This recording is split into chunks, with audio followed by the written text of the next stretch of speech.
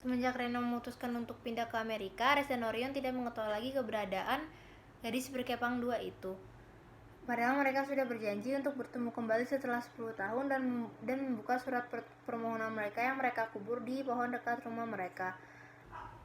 Ares sudah menganggap Reina telah mengkhianati dirinya. Jadi Ares tidak ingin menunggu Reina dan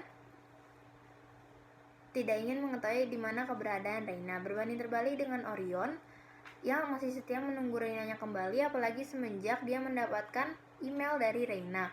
Ares dan Orion merupakan anak kembar yang sangat jauh berbeda. Ares yang nakal dan suka mencari masalah, serta Orion yang bisa segalanya dan memiliki segalanya, termasuk kasih sayang orang tuanya. Ares hanyalah anak yang penderita diseleksia yang membuat orang tuanya menganggap bahwa Ares adalah seorang anak yang malas, padahal semua itu terjadi karena penyakit yang tidak diketahui oleh orang tuanya. Pada suatu hari di mana Ares dan Orion berulang tahun, di saat itu juga Reina mereka kembali. Orion yang melihat itu sangat bahagia dan langsung menyapa dan memeluk Reina. Tetapi saat Reina melihat Ares hanya diam dan bahkan tidak mau melihat Reina. Reina yang melihat itu mencoba untuk menyapa Ares, tetapi tidak ada jawaban dan Ares malah berdiri dan pergi masuk ke dalam kamarnya. Semenjak Reina kembali, suasana semakin memburuk. Ares yang semakin dimarahi habis-habisan oleh ayahnya karena ayahnya mengetahui bahwa Ares kerja paruh waktu. Saat Ares ditanya mengapa ia melakukan itu, Ares hanya menjawab karena ia ingin masuk sekolah di mana sekolah itu adalah khusus orang-orang yang ingin menjadi pilot.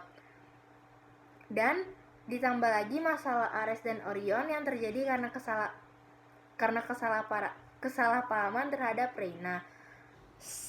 Pada suatu hari saat Orion bertanding basket, ia melihat kakaknya berdiri jauh di dekat lapangan dan tersenyum kepadanya. Orion yang melihat itu pun sempat terdiam dan menjawab senyuman kakaknya dengan senyuman kembali.